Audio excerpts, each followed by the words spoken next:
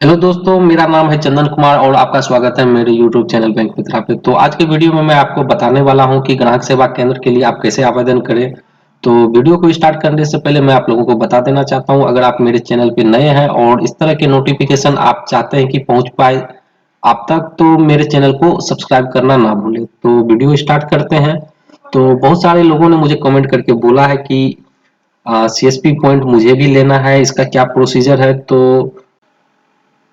तो मैं इस पे वीडियो काफी दिन से सोच रहा था कि मैं इस पे आप लोगों को वीडियो की मदद से आप लोगों को इन चीज के बारे में बताऊं कि सीएसपी लेने के लिए क्या करना पड़ता है। तो सबसे पहले मैं एक चीज क्लियर कर देना चाहता हूं कि सीएसपी लेना कोई छोटा काम नहीं है। इसको लेने में काफी परेशानी आती है, लेकिन नामुमकिन भी नहीं है। बहुत दिनों से मैं सोच रहा था कि आपका इस जो टॉपिक है सीएसपी कैसे लें, इस पे मैं वीडियो बनाऊं, लेकिन पूरी जानकारी नहीं होने की वजह से मैं इस पे वीडियो नहीं बना रहा था। तो बहुत सारे ऐसे भी लोग होंगे जो ऑनलाइन सीएसपी लेने के चक्कर में फ्रॉड का शिकार हो गए होंगे। तो उन लोगों से मैं क्लियर कर देना चाहता हूं कि अगर आपको किसी भी तरह का आप ये फ्रॉड का शिकार होते हैं तो उसका जवाबदेही आप होंगे।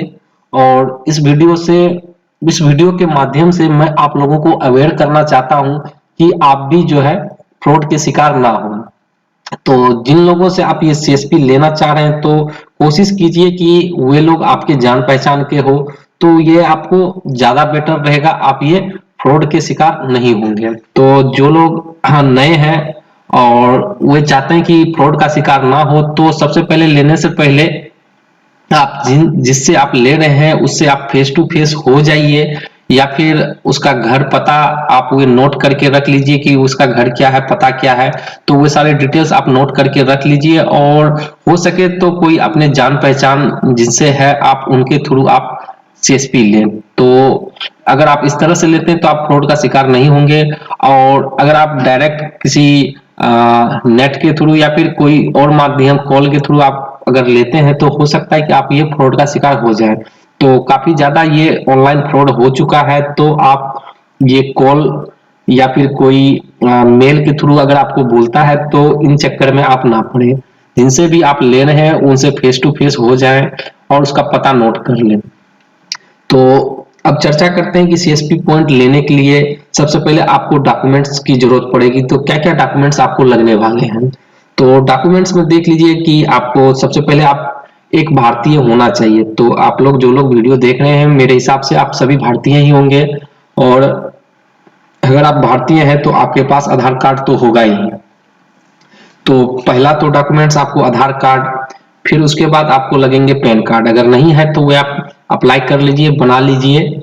बना के ये सब डॉक्यूमेंट्स प्रिपेयर कर लीजिए। तो मैंने दो डॉक्यूमेंट्स बोले, आधार कार्ड और पैन कार्ड।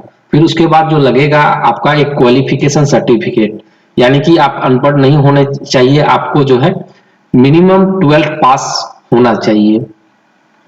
और उसके बाद जो लगने वाला डॉक्यूमेंट्स है वो पुलिस वेरिफिकेशन सर्टिफिकेट्स, यानी कि आपके पास अगर कोई क्रिमिनल रिकॉर्ड नहीं है तो ही जाके आप ये पुलिस वेरिफिकेशन सर्टिफिकेट के लिए अप्लाई कीजिएगा, तभी जाके आपको ये पुलिस वेरिफिकेशन सर्टिफिकेट मिलेगा।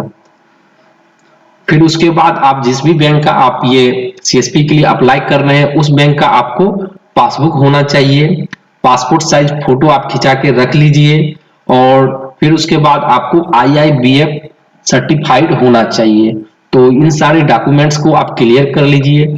आईआईबीएफ का अगर आप एग्जाम नहीं दिए, सर्टिफिकेट नहीं है, तो आप लोग कमेंट करके बताइए, मैं उस पर भी वीडियो बना दूंगा।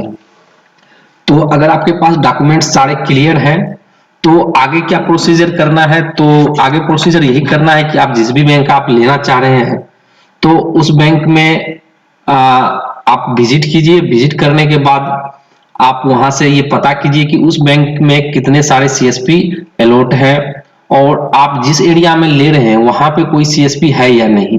अगर नहीं है तो आपको मिलने का चांसेस है। और अगर होगा तो आप पता कीजिए कि आपके एरिया में जो भी सीएसपी है, और अगर उसका बंद चल रहा है तो आप उस सीएसपी के ओनर से बात कीजिए, तो आपको जो है मिलने का चांसेस है कि आपको मिल जाएगा।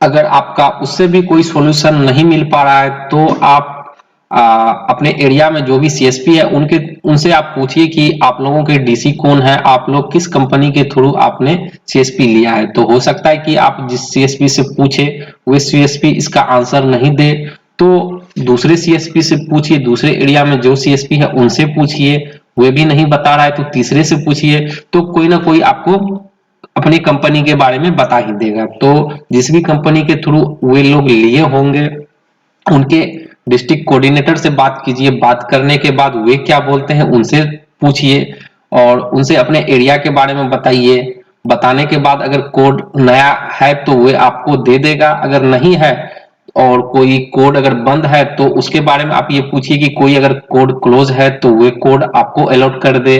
तो इस तरह से आपको मिलने के चांसेस हैं कि अगर बंद कोई कोड पड़ा होगा तो वे आपको दे देगा। अगर फिर भी आपका इससे सॉल्यूशन नहीं होता है तो आप दूसरे बैंक ट्राई कीजिए, जैसे कि स्टेट बैंक में आपने इस तरह से ट्राई किया कि आप ब्रांच गए, ब्रांच से जाके सीएसपी का आप इंफॉर्मेशन निकाले कि कितने सारे सीएसपी हैं और उन सभी सीएसपी से आप मिले और उनसे पूछ लिए कि किन किन कंपनी के थ्रू वे सारे बैंक का सीएसपी लिए हैं। तो जैसे कि स्टेट बैंक के सारे सीएसपी से आप मिल लिए हैं, मिलने के बाद सारे से आप पता कर लिए हैं और फिर भी आपका कोड आपको नहीं मिला, जैसे कि आपने मैनेजर से बात कर लिया, आपने डीसी से बात कर लिया, उस कंपनी के डीसी से, फिर भी आपको नहीं मिला तो आप एक दूसरा बैंक ट्राई कीजिए। अगर फिर भी आपको दूसरे बैंक में नहीं मिलता है तो तीसरे बैंक में ट्राई कीजिए। तो इस तरह से आप अगर लगे रहते हैं तो हो सकता है कि जरूर आपको कहीं ना कहीं से आपको ये मिल जाएगा, लेकिन ऑनलाइन के चक्कर में आप ना पड़े, जिनको आप जानते नहीं हैं उनके थ्रू आप कोड ना लें, तो ना ना लें, क्योंकि अगर आप उनके थ्रू लेते हैं तो कहीं ना कहीं आप फ्रॉड का शिकार हो जाइएगा। और मेरा सजेशन यही रहेगा कि आप जिससे ले रहे हैं उनसे आप फेस टू फेस मिलिए, मिलने के बाद उसका एड्रेस पता आप नोट कर लीजिए, एड्रेस पता उसका देख लीजिए सही है, आदमी जेन्युइन है, तभी जाके आप उनसे ले। और कोई आपको ऐसे ही बोलता है फोन के माध्यम से, कॉल के माध्यम से, तो उनके थ्रू आप ना लें। तो इस तरह से आप जो है सीएसपी ले सकते हैं। तो आज का वीडियो यहीं पे मैं समाप्त करता हूं। आई होप मेरा आई होप आपको वीडियो समझ में आया होगा। मेरा काम था आप लोगों को अवेयर करना कि ऑनलाइन के चक्कर में आप ना पड़े, क्योंकि ऑनलाइन के चक्कर में हो सकता है कि आप फ्रॉड का शिकार हो जाएं, इसीलिए आप लोग अपने जान पहचान के थ्रू ले। तो आज का वीडियो समाप्त करते हैं और मिलते हैं अगले वीडियो में। Thanks, bye bye.